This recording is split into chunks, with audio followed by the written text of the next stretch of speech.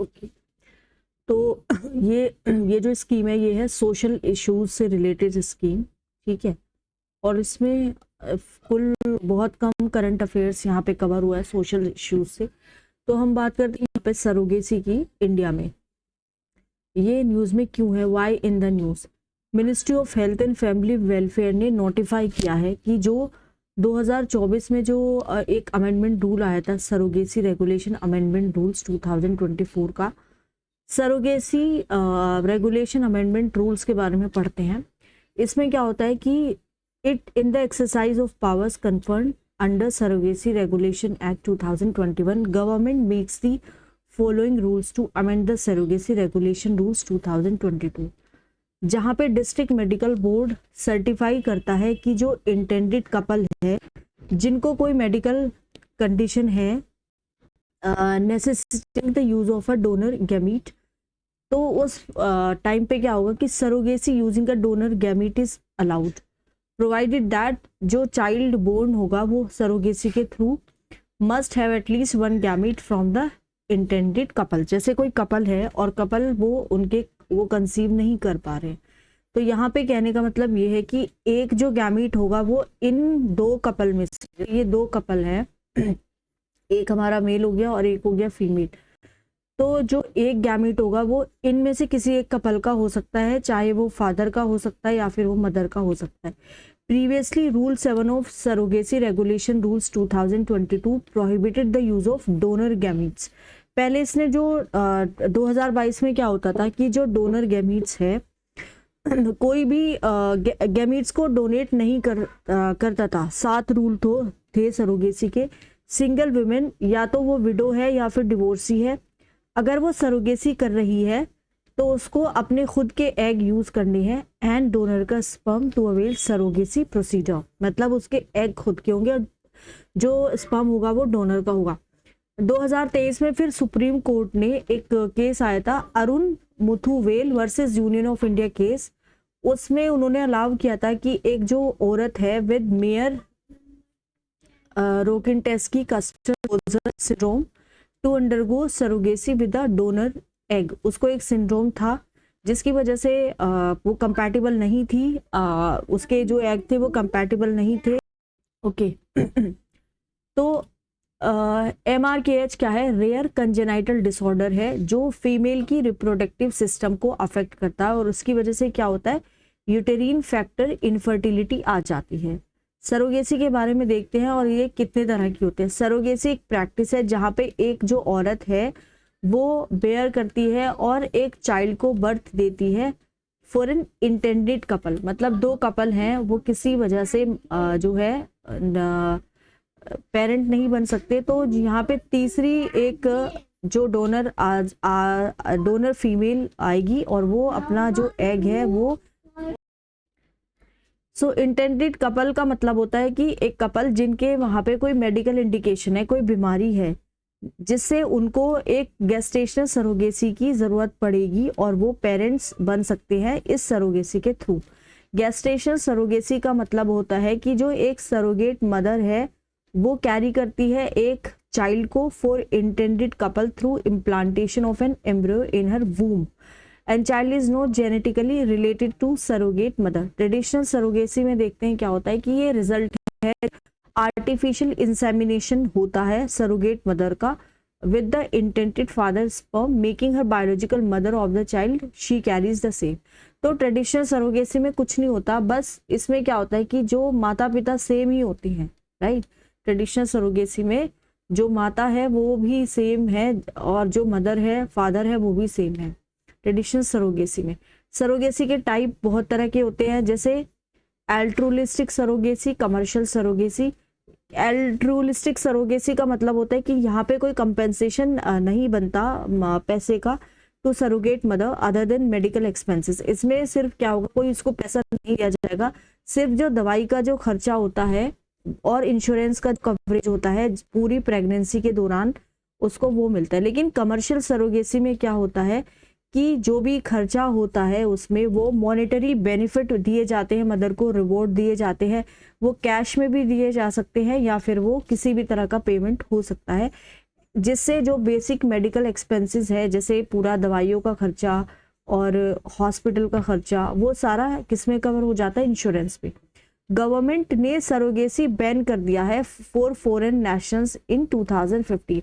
अगर इंडिया से बाहर कोई आ रहा है और वो सरोगेसी करना चाहता है, या फिर आप किसी फॉरेनर के लिए अपना एक डोनेट करना चाह रहे हैं, तो ये अलाउड नहीं है, ये कानून के खिलाफ है। सरोगेसी के कुछ कानून है हमारे भारत में, उसको देख लेते हैं।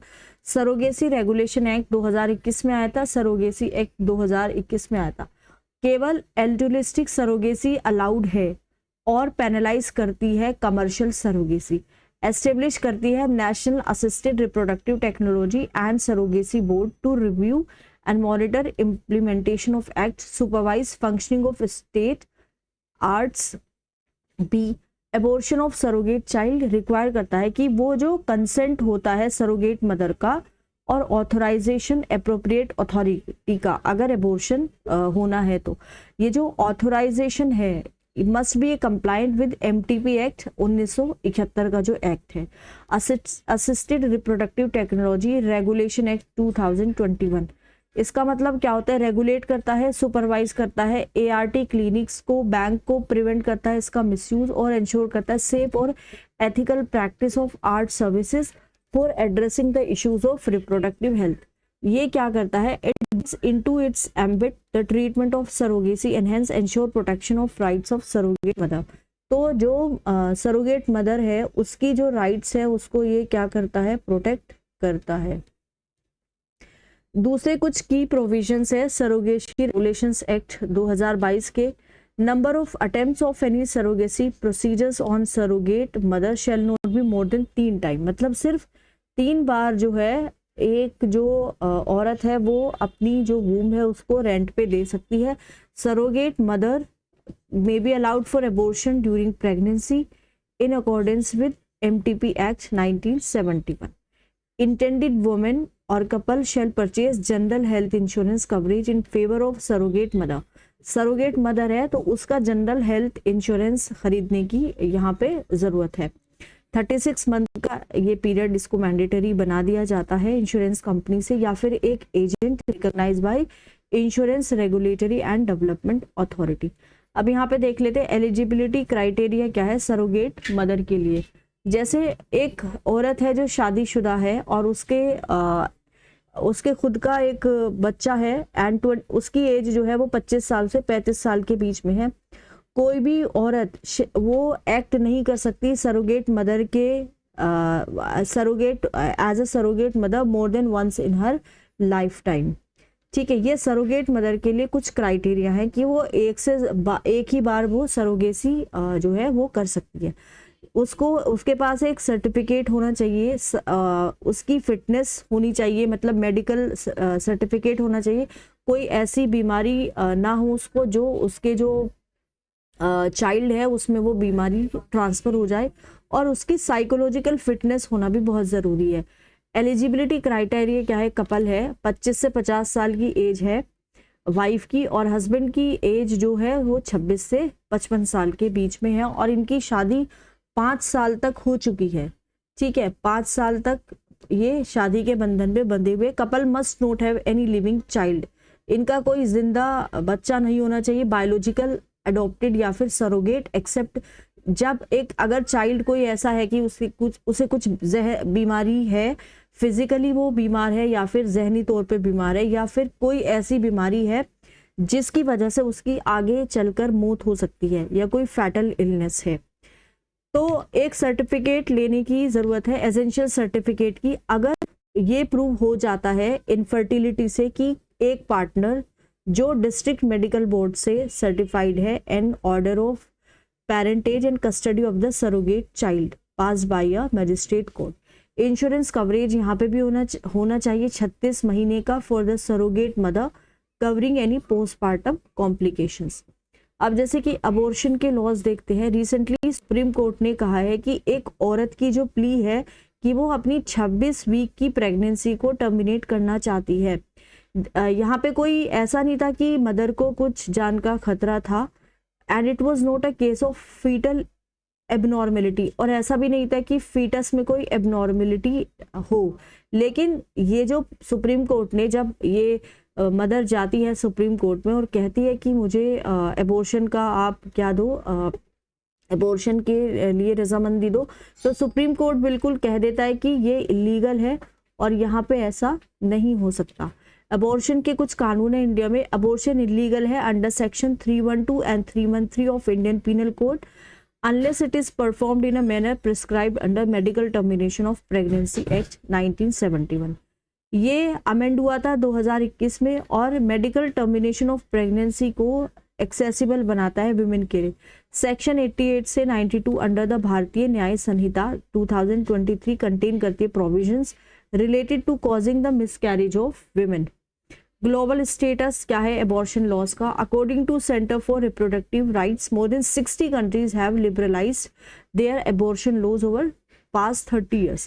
केवल 4 ऐसी कंट्रीज है जैसे यूएस है, नाइकेरागुआ है, साल्वाडोर है, पोलैंड है, have rolled back legality of abortion. Medical termination of pregnancy act आता है 2021 में, अलाउ करता है termination of pregnancy following case में 20 हफ्तों तक आप टर्मिनेट कर सकते हैं प्रेगनेंसी को, available to all on the advice of one doctor. 20 से 24 वीक्स तक भी इसको टर्मिनेट किया जा सकता है, लेकिन केवल कुछ स्पेसिफिक कैटेगरीज में of women cases subject to advice of 2 doctors. Categories of women include करता है जैसे सर्वाइवर ऑफ रेप और incest, change of marital status during ongoing pregnancy, risk to life of pregnant women और of grave injury to her physical और mental health, risk of abnormalities to child, differently abled women, minor pregnancy in humanitarian setting और disaster और emergencies. 24 weeks के beyond available only on grounds of fetal abnormalities on advice of medical doctor। 2022 में क्या होता है, supreme court rule that for sole purpose of medical termination of pregnancy act meaning of rape must include marital rape. Further supreme court ने extend कर दिया था right to safe and legal abortion up to 24 weeks to unmarried and single women. Domestic violence देखते हैं against women. As per the World Health Organization, 1 in 3 women worldwide experience physical or sexual violence during their lifetime। Status क्या है domestic violence का against women India? According to national family health survey, जो survey हुआ था 19 से 21 के बीच में, जो परसेंटेज है स्पाउस का, spouse abuse was higher in Karnataka. Karnataka के बाद फिर बिहार में था, फिर मणिपुर में था, उसके बाद फिर तेलंगाना में था। Karnataka, Bihar, Manipur, Telangana. 29.3% ever married women aged जो है 18 से 49 ईयर्स के बीच में, वो भी स्पाउसल वायलेंस को फील करती है, या तो वो फिजिकल हो या फिर सेक्सुअल वायलेंस हो। कुछ लॉज भी है डोमेस्टिक वायलेंस के इंडिया में। आर्टिकल 15 क्लोज 3 पावर देता है लेजिस्लेटर को to make special provisions for women and children. In exercise of this power, protection of women from domestic violence act 2005 enacted. Key features देख लेते हैं। PWDVA 2005 के domestic violence encompass करती है physical violence हो, वर्बल हो, emotional हो, economic हो या फिर सेक्सुअल अब्यूज हो। सारी वुमेन को कवर करेगा। वो मदर भी हो सकती है, सिस्टर भी हो सकती है, वाइफ भी हो सकती है, विडो भी हो सकती है, और partners living in a shared house hold. Child is also entitled to relief under Act.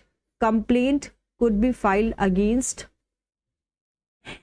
कोई भी एक व्यक्ति who is or has been in a domestic relationship with aggrieved woman. Supreme Court in 2016 in Hiral P.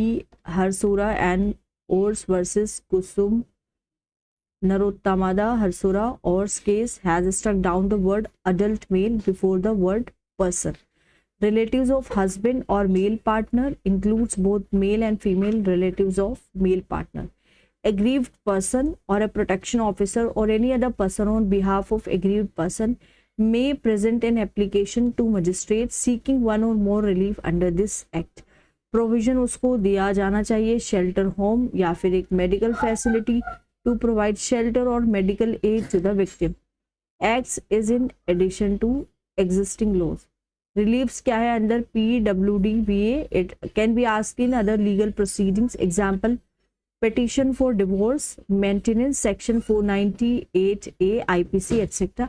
Section 498A of IPC, whoever being the husband or relative of husband of a woman subject such women to cruelty, उसको punishment दिया जाना चाहिए, jail भी उसको मिलेगी for a term which may extend to 3 years and shall be liable to fine.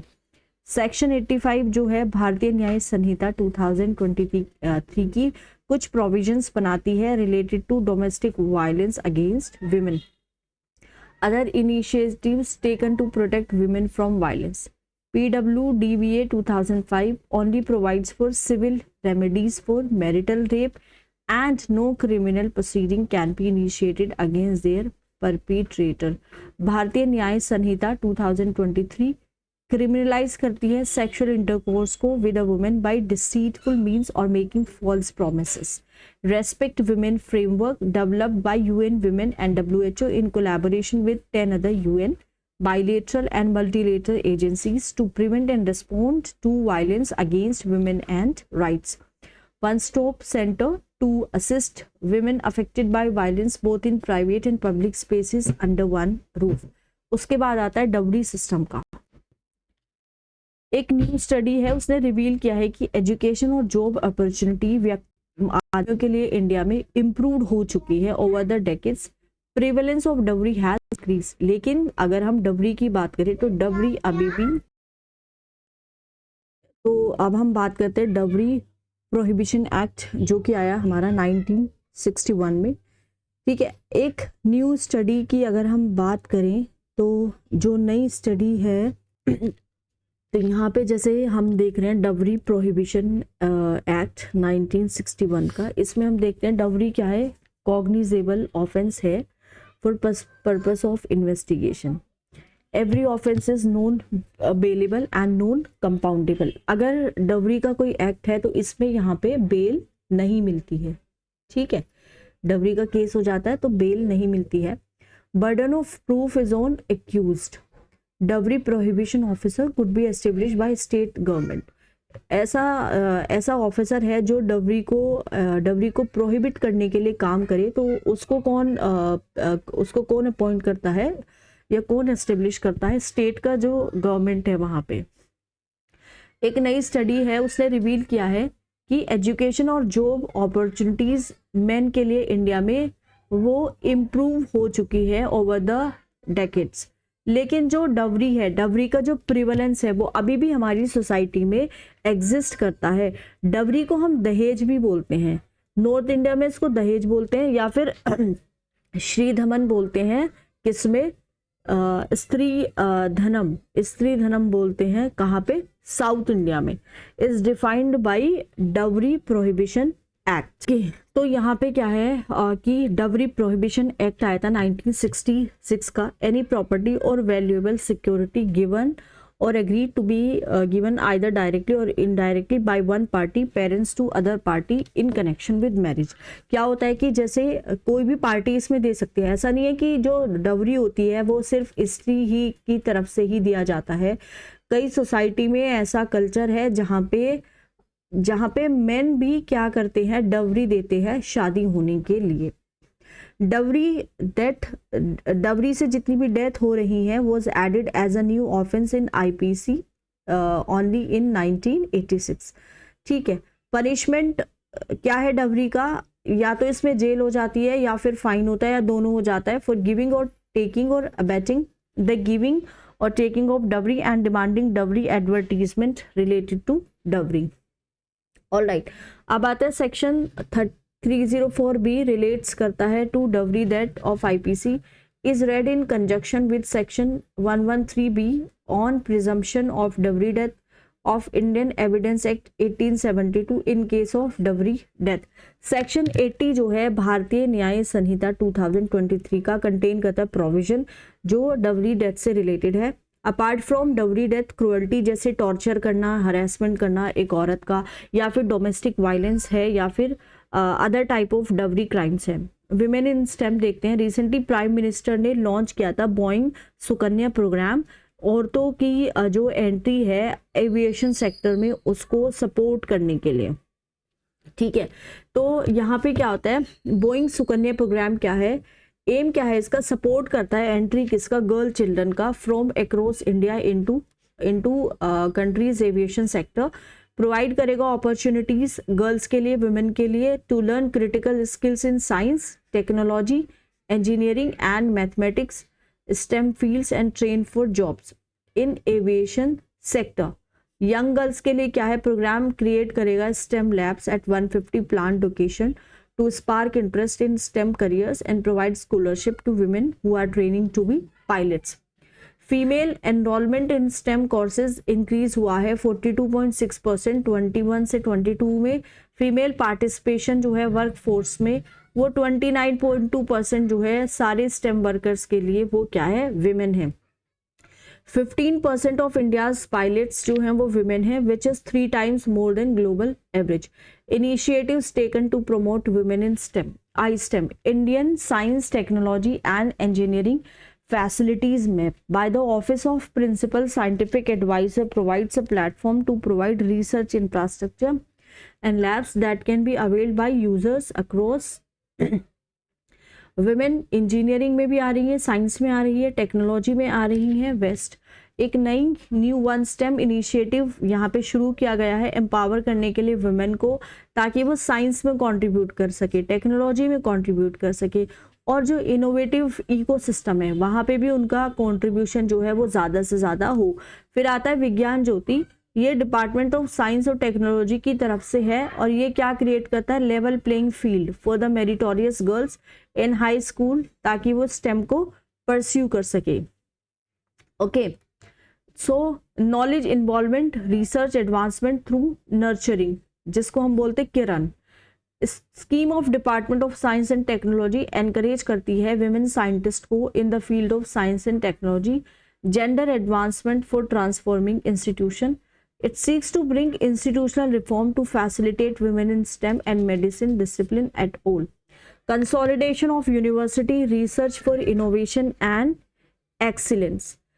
Provide क्या करता है, सपोर्ट प्रोवाइड करता है, किसको प्रोवाइड करता है, विमेन यूनिवर्सिटीज को, ताकि उनकी जो रिसर्च और डेवलपमेंट की फैसिलिटीज हैं भाई वो यहाँ पे इम्प्रूव हो जाए।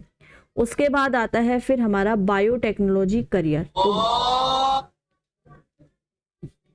तो यहाँ पे अगर हम देखें बायोटेक्नोलॉजी का जो करियर है उसको अगर हम देखें तो biotechnology career advancement and reorientation programme, ये आता है department of technology for career development of employed unemployed women scientist for whom it will be the first extramural research grant. Sexual harassment भी होती है वर्क प्लेस पे, जैसे कि sexual harassment होती है औरतों की वर्क प्लेस पे, तो इसके लिए प्रिवेंशन प्रोहिबिशन रिड्रेसल एक्ट है 2013 का, जिसको हम पोश एक्ट भी बोलते हैं 2013 का। इसने 10 साल यहाँ पे कंप्लीट कर लिए। सेक्सुअल हरेसमेंट देखते हैं वर्क प्लेस का, POSH act 2013, it was enacted to make work places safer, ताकि जो वर्क प्लेसेस है वो सेफ बने औरतों के लिए, by preventing, prohibiting and redressing acts of sexual harassment against them in work place. Act ने क्या किया, लेजिस्लेटिव बैकिंग दी to Vishaka guideline laid down by supreme court in 1997। Vishaka guideline define करता है सेक्सुअल हरेसमेंट को, जो जिसने इम्पोज की हैं 3 की ऑब्लिगेशन ऑन इंस्टीट्यूशन, जैसे prohibition, prevention, redressal, mandated institution to established complaints committee. Key provision क्या है, पोस्ट एक्ट जो है 2013 का, उसके की प्रोविजंस हम यहाँ पे एक दफा देख लेते हैं। ओके, डेफिनेशन देखो पहले सेक्सुअल हरासमेंट की, तो इंक्लूड्स करता है एनी वन और more of the following unwelcome acts और बिहेवियर वेदर डायरेक्टली और बाय इम्प्लीकेशन नेमली। ठीक है, नाउ फिजिकल कॉन्टैक्ट और एडवांसेस, डिमांड और request for sexual favour, making sexually coloured remarks, pornography उनको क्या करना, शो करना, कोई भी दूसरे तरह का अनवेलकम फिजिकल, वर्बल या फिर non verbal conduct of sexual nature. जैसे आपने बहुत नोटिस किया होगा कि जो विमेन है उनके साथ वर्क प्लेस पे, घर पे भी बहुत ज़्यादा सेक्सुअल हरेसमेंट होता है। तो इस चीज़ को रोकने के लिए यहाँ पे क्या आया है, पोश एक्ट के 2013 का जो पोश एक्ट है उसके कुछ की प्रोविजंस हैं। All right, so now let's talk about definition of work place. कोई भी प्लेस जो जहाँ पे एक एम्प्लॉय जाता है, visited by employee arising out of or during course of employment, including transportation provided by employer for undertaking such a journey। अब work place cover करता है दोनों ऑर्गेनाइज्ड और अनऑर्गेनाइज्ड सेक्टर्स को। एग्रीव्ड वुमेन जो है इसमें सारी वुमेन आ जाती है, इर्रेस्पेक्टिव ऑफ देयर एज, उनकी एज कुछ भी हो सकती है, एम्प्लॉयमेंट स्टेटस कुछ भी हो सकता है, एंड वेदर इन ऑर्गेनाइज और unorganise sector, it can be like public और प्राइवेट। ये क्या कवर करता है भाई, देखिए ये कवर करेगा क्लाइंट्स को, कस्टमर को, डोमेस्टिक वर्कर्स को, as well as grievance redressal mechanism. Complaints committee है, internal complaints committee is mandatory in every private or public organization that has 10 or more employees. ICC needs to have minimum of 4 members of which half must be women. ICC के पास power है similar to those of civil court। उसके बाद district officer है जो constitute करता है local committee को to receive complaints from organisation with less than 10 workers, और if complain is against the employer itself. Procedure क्या है, फिलिंग अ कंप्लेन। कोई भी एग्रीव्ड वुमेन वो अपनी रिटर्न कंप्लेन डाल सकती है सेक्सुअल हरेसमेंट की at work place to the internal committee if so constituted और the local committee in case it is not so constituted. अगर उसके साथ कुछ फिजिकल या फिर मेंटल इनकेपेसिटी होती है, डेथ होती है, या फिर अदरवाइज उसकी जो लीगल हेयर है, और such other person as may be prescribed may make a complaint. In pursuance of this, union government through a notification prescribed relatives, friends, co-worker, officer of National Commission for Women etc. कि वो यहाँ पे complain को file करे। Complain 3 महीने के अंदर ही लिखनी चाहिए from the date of incident. However ICC जो लिमिट है उसको एक्सटेंड कर सकता है। Conciliation, ICC may before inquiry and at request of aggrieved woman take step to settle matter between her and respondent through conciliation। ठीक है, अब यहाँ पे अगर हम बात करें conciliation की तो ICC may before inquiry and at request of aggrieved woman take step to settle matter between her and respondent through conciliation. However, no monetary settlement। मतलब monetary settlement का मतलब ये है कि उसको compensation नहीं मिलता है उस इंसान की तरफ से जिसके अगेंस्ट उसने कंप्लेन लिखवाई है। ऑल राइट, इंक्वायरी कैसे की जाती है, विक्टिम की जब कंप्लेन जाती है पुलिस को तो पुलिस एक इंक्वायरी इसमें स्टार्ट कर सकती है।